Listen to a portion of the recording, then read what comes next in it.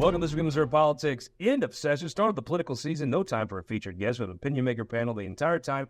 Represent Jim Schulte from the Kingdom of Callaway. Welcome to the show, sir. Thank you. I appreciate it. Speaking of Kingdom, Jack Hurley, the Prince of St. James. How are the flag stores? They're doing great. Great to be here. Thanks for making the time. Pat Thompson, 35th Senator. Thank you for making the time to join us. Thanks for having me. You get time off in the summer? Busy work. Not really. I didn't figure. And Marc Ellinger. I got to introduce you this week to someone as the lawyer that when you're in law school, all the cases that you want to do, Marc actually does them. Welcome back to the show. Glad to be here. Thanks for having me. Speaking of the case that I assume at one point someday will be in a court, IP reform, the Republicans had it. They passed it. They could have done it. They just kind of lost their nerve. They didn't think they could make the case for the people, did they? Yeah, I think it's very hard to tell voters to take away their rights to change the law. I remember as a Republican, when we were in the minority, we used initiative petition reform or initiative petitions to get things into the Constitution. The Hancock Amendment, perhaps the single biggest measure ever, was done by the Republicans in the Farm Bureau to limit the size and scope of government, and something that still works today. Taking away that right, I think it's a mistake, and that's why it's hard to make the case without all the ballot candy. But moreover, the way they wrote it is unconstitutional, in my opinion, and I think it's a case to get to litigate, as you mentioned before, because it's one man, one vote, and everybody's vote's supposed to be equal. The concurrent majority concept overweights certain people's no votes, and I think that's something a court's going to throw out. And if you're going to do reform, do something that's constitutional at least, and try to make the voters agree with it. He used to make a fat joke about Republicans. I feel like Jack, I feel like it should be harder to amend the Constitution. Am I wrong? It is already one of the hardest things to do. If you look at what you have to do through Missouri, it's six of the different. It is really, really tough. It's tough to do already, but guess what? It provides citizens with direct democracy. It allows them to be involved in their government. It makes sure that they have a little bit of power. We know politicians have most of the power, but it still provides a little bit of power for them. That's why they're unwilling to give it up. That's why Republicans were unwilling to send this vote to the people. Jim, the Senate passed a just clean up. Hey, let's go to the public. I feel like, maybe it's because I agree with it, but I think you could make the case. It should be harder for politicians to change the statutory measures voters put in. But I feel like it's too easy to change. It shouldn't be impossible. It should be a little harder. The House and the Senate, they agreed on the concept of IP reform. They agreed this time on how they were going to do it, this concurrent majorities, which I agree. I've heard some smart guys say that may not pass constitutional muster. But boy, it just felt like at the end, the Republicans just didn't feel like they could pass this, and so they just took a pass. I supported the idea that we carry the majority of congressional districts as well, and I equate it to the Electoral College. Yeah. I think our founding fathers were brilliant when they passed the Electoral College, because otherwise, at that time, I think it was Philadelphia and Boston would have decided for the whole country. Today, it would be New York and Los Angeles. In Missouri, it's St. Louis, Kansas City, and Columbia. So I think by having the congressional districts get a simple majority as well, it gives the rural voters more of a voice and a feeling that they have a significance. Would you feel comfortable taking it without all the distraction and all the silliness, just taking the question, should it be harder to amend the Constitution? Would you be comfortable taking that to the folks in Callaway County and trying to persuade them? Absolutely. Pat, maybe it's because I actually believe it should be harder to amend the Constitution. Maybe I'm talking to myself here, but I felt like what the Senate passed, you could have took to the public and made a case, hey, this is too easy. We should be a little harder. At the end of the day, the Republicans, for the first time, agreed on that they should do this and how they were going to do this. They just couldn't agree that they had the confidence to take it to the voters. Well, I think what you saw was that back in 2018 and subsequently after that, Clean and Cleaner was filled with ballot candy. And so I think there was a strong-willed group of people who said, if we're going to do this, we're not going to do to people what we said was done to us on that issue. But I think this really goes a step further. I think the issues that are making it to the ballot on the IP side are things that, frankly, our legislature just hasn't been willing to take up and deal with. And the citizens are saying, this is important. You wouldn't deal with it, so we're going to deal with it. If they want this to stop or slow down or change the outcome, the thing to do is face those issues head on and just deal with them. Now you're going to the thing that I think this was really all about. I think everybody in the Capitol is fine to fight. So we're for IP reform, but no one ever agree how. Until it became is there a second goes by the Republicans aren't obsessed with abortion? Now this is about abortion. Tell me, I guess they're on the ballot now? Yeah, so right now they're counting the signatures, whatever. I expect they'll be on the ballot, and I expect that it'll pass. We'll have abortion rights in the Missouri Constitution by the end of this year. What ballot will it be on? That's a great question. I think it probably, as of right now, it looks like it's going on the November ballot. I know there'll be pressure to move it up to August, but I think it'll be on November. I love the legal view of this. Let me just tell you my white trash view of this. They turned them in late. Now, you got an important decision to make if you're Jay Ashcroft. Do I fight this in my primary and probably lose, but do I stretch this out and force it to November, or do I just kind of rubber stamp the signatures and try to rush it into August? Probably better for the party if you just kind of throw it on in August and it's probably going to pass. Better for you if you try to litigate this out and fight it through November. Where does this stay? When do folks vote on this? I think it's ultimately going to be in November. The Secretary of State has to do statistical sampling to get it on in August. There's no other way to do it. If you do regular signature verification, you end up at the end of July getting certified, which is too late to be on August ballot. I think it's probably ultimately going to be in November because that's going to be the process. I think we would already have heard we were going to do statistical sampling if they were going to do that. And if he chooses to do it for abortion, then the question will be, why aren't you doing it for all the other measures, which maybe he doesn't have an interest in putting on that ballot? Even if he did that, he'd be attacked, right? Because he's essentially circuiting the process in favor of abortion rights. So I think that's the thing that's making him very. That sampling process, however, is pretty accurate. It was used for Medicaid expansion because that was an initiative petition that was circulated, and the signatures were submitted. And the Secretary of State opted to do statistical sampling. It worked. It went on the August ballot, and it passed. And nobody challenged that on either side, including people that were adamantly opposed to Medicaid expansion. Jim, if you saw Jay Ashcroft at Central Dairy, y'all were having an ice cream, and he said, what do you think I ought to do? Do I ought to just give in and put this on the August ballot, which probably saves seats in November, or should I try to fight this to the end, and probably it ends up on November? What would you tell him to do? As a freshman legislator, I played the freshman. I'm still the new kid on the block, and I would say, you're the secretary. You bit this thing, so good luck. All right, so Pat, if you saw him at Hy-Vee and he asked you, "Gosh, tough call. What do I do?" What would you tell him? I'd tell him this is the least of his problems. Okay, give me a prediction. Where will this end up? August or November? November. It passes in November. Oh, November. Passes in November. and it passes? Yes. Does it take Republicans with it in the legislature? A few in suburban districts. How many? 3. House members? I'm agreeing with Pat and Mark way too much during this panel or whatever, but I think that's about right. I would say it takes 5 House members in the suburbs. If it's on in November, boy, you're Robbie Saws, you're thrilled. And maybe Joe Peerless is thrilled. What happens? I agree with Pat. I usually do the same thing. It's what, let's talk about it since we have Pat here. The budget. Budget came out. Tell us what's in it.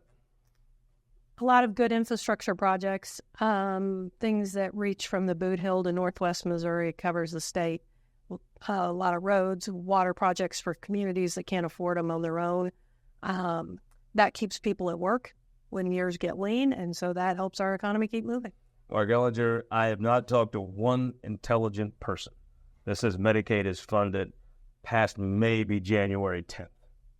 I think they're going to have to come in with a supplemental. It'll probably be the biggest supplemental budget in the history of the state of Missouri, maybe the history of mankind. There's no way that this budget can ultimately fund the Medicaid expansion the voters approved. They'll have to come back for it. And at that time, they'll pick up the other stuff, too. Yeah, so Jack, I watched all these big press releases. Oh, we cut X from the budget. I'm like, for now, right? You could say that through August, but in reality, I heard some smart people say early November. The only intelligent person I've seen, the longest they think this is funded is till January 10th. Is it just like, congratulations, new governor, you're the best? Yeah, it won't last till January. They're going to have to come back probably in veto session and do a supplemental budget. Now, the budget as a whole, as a Democrat, we really liked what was in that budget. If you look at, and there's some credit to Governor Parson here. He's been talking since day one about infrastructure and, human development and whatever. You look at this, tons of money for roads and bridges infrastructure and hundreds of millions more for public education. Those are all good things that Republicans and Democrats could come together on. Well, Jim, I think it must be interesting. You've been here for 2 years now. The 4 years before, the Senate kind of ran the budget process. The first year you were here, I'm not sure the Senate even asked you guys' opinion about the budget. This year, you got a meaningful role in the budget. It had to feel kind of good. Well, it did, and we kind of said the House is back, and let's work together. So that was encouraging, that part. Kind of old Jim Lillard around the game ball, though, right? I mean, Well, all the rest of this makes me glad I'm not on Budget Committee. when do you come back and actually do the real budget? Finish this out. Veto session? I don't know. I've got to defer to some people that have been through this cycle more than once, and I'd say that's a good possibility. Okay, if I'm the old sheriff and Mike Kehoe wins in August, I fix this problem because it's the right thing to do. If the other two candidates that have been attacking me and throwing elbows at me win that primary, I'd probably do it because it's the right thing to do, but I'm not in any big hurry, right? Yeah, there is some politics at play there, but I do think at the end of the day, Governor Parson will go out with his head held high or whatever. Even with people that disagree with him, he's a statesman. I think he'll take care of some of this problem. Does he take care of this? I think he takes care of it, and I think he shows real leadership and vetoes some of the things that he didn't agree with. Oh, yeah. I'd say, Taking us to that point and saying, you didn't want to let my departments have full reign of what they thought they needed, so I'm not going to let you guys decide where the rest of it's spent. I think there'll be a healthy group of vetoes to the Senate won't take up in veto session. All right, now paint this picture, though. Let's say a Mike Kehoe wins. Let's say Bill Eigel comes in a respectable third. He's unhappy on a given day. How unhappy is he going to be coming back and actually funding the real budget after he lost a race as a favor to a guy he hates? I would expect a filibuster. Yeah, I think so, too. I mean, it just feels like I think that if you didn't want to expand Medicaid, this is your last gasp of saying, we're not going to do this. We're just not going to fund it. So it goes to court, right? Yeah, I mean, I think they'll filibuster. They'll do everything they can not to get it there. There'll be a lawsuit to compel the funding.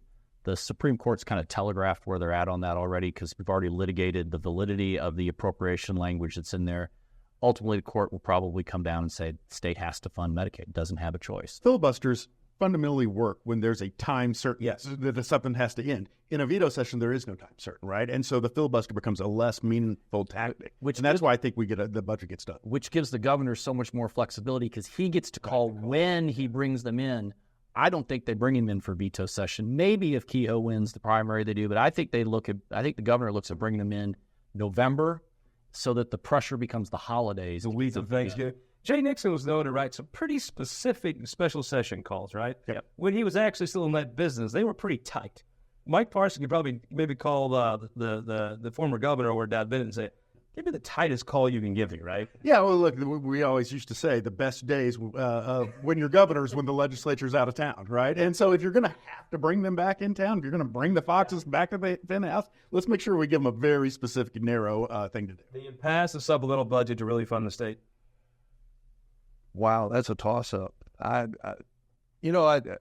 they said, it's going to depend on how the governor deals with this, and I've got nothing but respect for how he has handled all these situations. He comes across as this aw shucks country boy, but he is a shrewd and very good operator. So we know Jim has a lineup in the budget he's trying to Jack, do they come in and fix this and actually do the real budget? Yeah, and look, I think there's been a lot of pressure to do it in veto session. I could see them, though, trying to get through the November election, then bringing everybody back with Thanksgiving as the backstop. Do they actually pass this and do the right thing here? Or do they just kick the can to the next guy? No, I think they fix it, and I think it's a special session, and I think no one wants to go into the holidays hearing that Granny's being kicked out of a nursing home. What do you think? I mean, I think ultimately there's a lot of final speech making, but then they pass it. Right? Yeah, sometime post-election, November election, they'll pass it after a whole lot of hair pulling and yelling and screaming and rending of clothes. It'll get passed. Close it. That's interesting. All right, well, let's talk about these elections. They're coming up here in August and November after this. For more than a century, the St. Louis Carpenters Union has shaped our communities.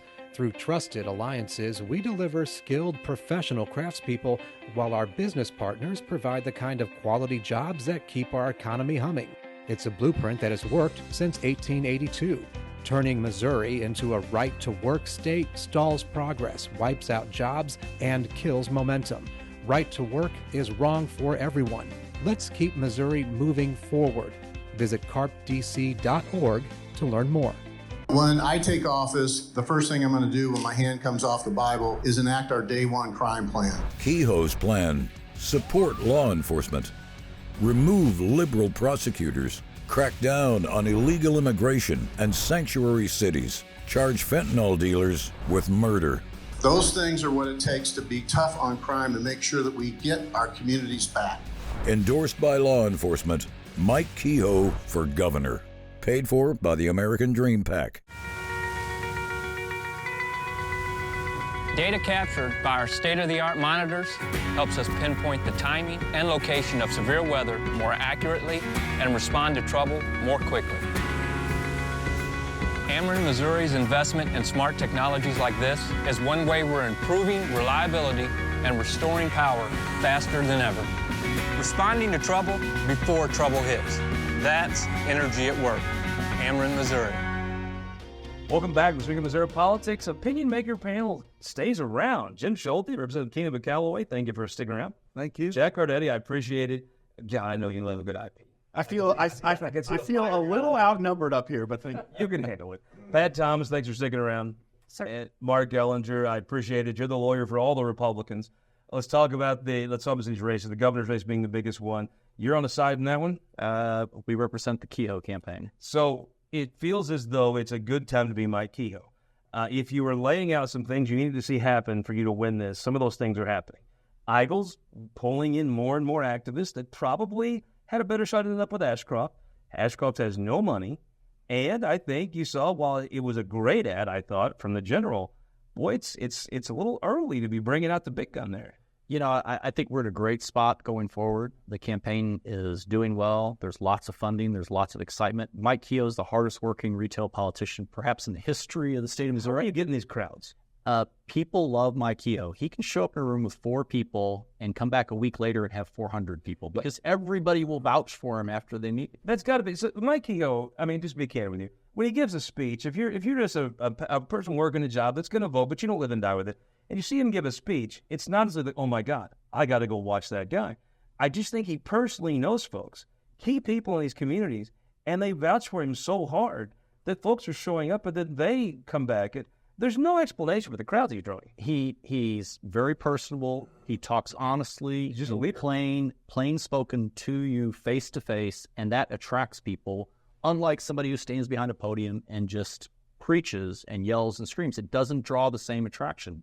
The other thing is, to go back to the question about ads, it seems a little worrisome if I was in the Ashcroft camp that they're already having to run counter ads to an ad that's being run, and they've called out their dad to come in and try to save the day. I think that smacks of desperate. And I think it creates a problem long term, because if you're already on the defensive at this point, where are you going to be when all the positive money comes in? General, I mean, it's fair to say, Jack, did you watch the video? I mean, he hadn't lost his fastball. I mean, that was a good ad. I thought maybe it's because I'm come of the age where I'm a kid Bond guy, but John Ashcroft, that was a good ad. The only thing I noticed, it was a minute 15. It wasn't cutting a 30-second commercial. Yeah, it's not a 30-second commercial. They're not going to run it everywhere in 8 media markets or around Missouri or whatever. I think certainly Jay Ashcroft's dad resonates with a number of people, sure, but I'm not sure that'll be indicative. The truth is, Jay Ashcroft should have put this race away by now. We shouldn't still be in a race right now. With the type of name ID he has and the type of setup here, and quite frankly, the fact that he doesn't have legislative votes and Kehoe does, the race should have been put away right now. It's not, and that should scare them, because you let Mike Kehoe hang around and Eigel isn't performing all that well. That's exactly kind of what Kehoe needs. A lot of things Kehoe would wanted to see a year ago today. You could have said, okay, at the end of May, this is where I want. A lot of the things you'd have wanted, the boxes are being checked for Kehoe. And a 2 to 3 time money advantage, right, is the most important. Just tell me, folks in Callaway County, they've had a few Mike Kehoe deals before. He's your state senator, he's your Ford dealer, maybe more importantly. I assume he runs well there. He does, and the thing about Mike Kehoe is when you really learn his story, how he grew up, the businesses he built. I mean, a lot of people call him to be a self-made man, but he really does resonate with he is. He resonates with the general public, and that's a distinction with Jay Ashcroft. While it's great to have your father, one of the state's greatest politicians, former United States Attorney General, be able to sit on the back tailgate of a truck and give a great talk. I mean, you did grow up not even on third base in politics. Jay Ashcroft grew up like in the right-hander batter's box of politics, and Mike Kehoe is a self-made guy. Right. Pat, tell me, I mean, I think you see this, you see some of the storm coming together, but still, Jay Ashcroft, if you did a poll, he'd be leading by maybe not double digits anymore, but high singles. Agree. But I think everyone has the utmost respect for General Ashcroft. I want to know when the training wheels are going to come off and we're going to let Jay be Jay. If you were in the room, though, and you were saying, okay, we've seen the race tight in Springfield where Keogh's been on TV. We probably don't have the money to go on TV yet. The race is where Kehoe went up. It's getting less than high single digits. I would say low single digits. You got to do something. I think if you're in that war room, okay, bring up the general, right? It's probably less expensive to bring up the general than to try to put out your own ad at this point. Well, and they don't have the cash on hand. Jack, take your hat off, the IP whisperer, and put on your J. Ashcroft for Governor hat.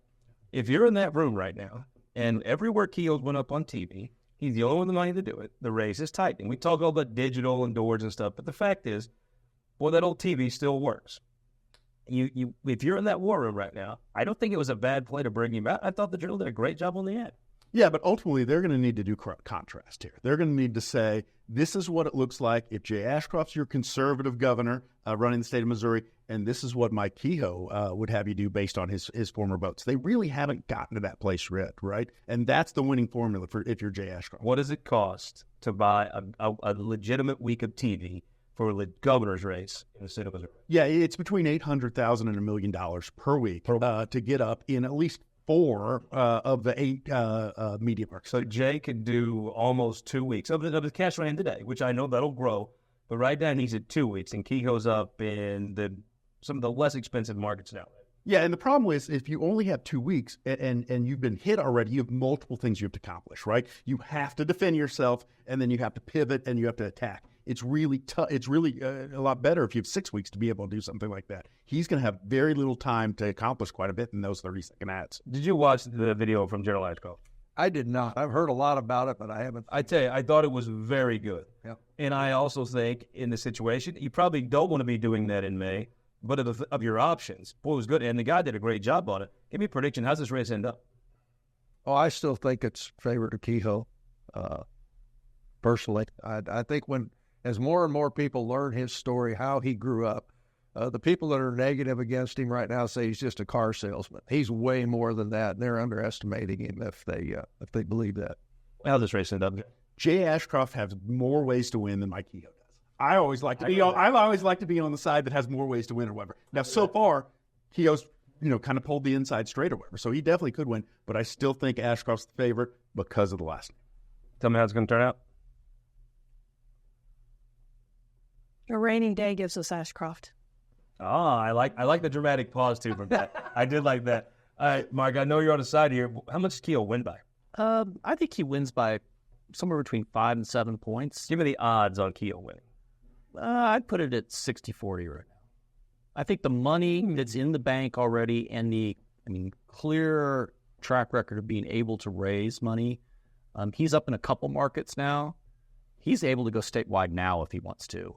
And we're, 80 days, give or take, away from the election. He's almost at a point where his cash on hand is enough to go up in a pretty decent media buy across the state all the way to the election, which means you don't have to worry about contrast ads anymore because you get to dictate what the message is. And when you're dictating the message, I'd always rather be the candidate. All right, let's talk about the Attorney General's race, Pat. You have Will Sharp's going to come in. I thought it was, the guy's just smart. Will's a smart guy, but his backstory was awful. It could have been worse. Went to Harvard. Who likes anyone from Harvard? Worked for the department. Worked for Greitens. That's a little slimy when you're his lawyer. Then you kind of go into the Department of Justice. There are any bigger crooks and scumbags in the Department of Justice. But now he's Trump's lawyer. So different world. He's got all kinds of money from his father. Scrooge McDuck gets a loan from his dad. Who wins? I think it's a toss-up. You got the war hero from Montgomery County. You got the war hero farm boy in Mizzou, Maine. Who turns out their base? Tell me how this race breaks down. Well, I tell you, at the end of the day, is Will Sharp Trump's lawyer, or was he in Joe Biden's Department of Justice, right? And I think that ultimately, Republican conservative primary voters, they're either going to hook onto one of those two things, and whatever they go, that'll dictate the race. What if Trump gets convicted in New York? He was paying that hooker or whatever he did. It looks like a sham, I think, to everybody some of these charges, there's like 1,000 of them, but that one looks ridiculous. What if Trump's convicted and you're his lawyer? I'm not sure paying off porn stars is ridiculous, but even if we do that, the Republican primary in Missouri is such that I'm not sure a Trump loss in that case actually hurts Sharp. Right? I almost think it focuses more clearly on the legal issues with Trump, and that's where Sharp wants to be. Jim, how's the Montgomery County farm boy run in Callaway County? Oh, he runs strong. And legit war hero. Well, we're both veterans, and we've talked about our experiences and shared stories, and he's just a real professional guy. Andrew Bailey was out. Oh no, yeah, he wasn't a fobbit. Yeah, you could tell. How's this racing? I know you're on the side here, but tell me, what if Trump is convicted of this silly charge in New York? I think there's folks at Butler County might say, well, maybe you ought to be representing our president and not out running for office. Yeah, I mean, I think a Trump conviction doesn't play a whole lot in that race. I think the bigger question comes down to, are Missourians going to allow out-of-state folks buy a race? We did it once, Eric Greitens. We saw how that turned out. I mean, I think the more you can link that, the more you can show that we don't want people from the West or the East Coast buying elections in Missouri. Attorney General Bailey is truly a war hero. He's a guy who embodies, I think, every positive thing you can come up with as a Missourian. And I think that's going to end up swinging at the end of the day. You want to salute the flag when he crowns the state, right? With a minute left, who won the week, Mark? I think the Kansas City Chiefs won the week for two reasons. One, they get J.J. Rizzo at the Sports Authority. I think that guy has been one of the most impressive people I've ever met, has done an amazing job. Going to the Sports Authority is going to be nothing but positive for the Chiefs in particular. I don't know about the Royals. We'll worry about baseball another day. I prefer the Cardinals. God forbid they win some games. And also because, there was all that kerfluffle about Harrison Butker's comments, and the Chiefs stood behind him. The ownership stood behind him. Andy Reid stood behind him. Even Patrick Mahomes stood behind him. And that's their base. They have doubled down on their own base, and I think that's going to pay off in spades for them. One week. Lincoln Huff. Missouri Dairy Association endorsed a guy who started out learning to milk cows. Who knows how to milk a cow? That's right. They don't get to do that very often. One week. Kansas City Senate Democrats. Where would this state be without Lauren Arthur, Barb Washington, Greg Razor, and, of course, J.J. Rizzo? This is a much different state if they're not there. They've done spectacular over the last 4 years. 3 of the 4 are going to be gone next year. Whatever. Yeah. It's going to be a huge hole for the Democrats to fill. Well, I agree with both of their choices, but I'm going to say Dean Plocker. I think he, with people biting his back all through this session, he led the House, did a great job, and came out of it with a clean slate, and he's a stellar leader. 7-8 months ago, his message was, I agree with all those guys. Now you can say, I'm a fighter, and I won 7-2. I like all those. I'm going to say John Rizzo. I've done this show for 10 years now. I've never got choked up once. My last interview with him last week almost got me at the end. Sports Authority is getting the perfect man for a big job, and the state Senate is losing a giant. We'll see you back here next week for a Boone County episode. Stephen Weber and Kurt Schaefer on This Week in Missouri Politics.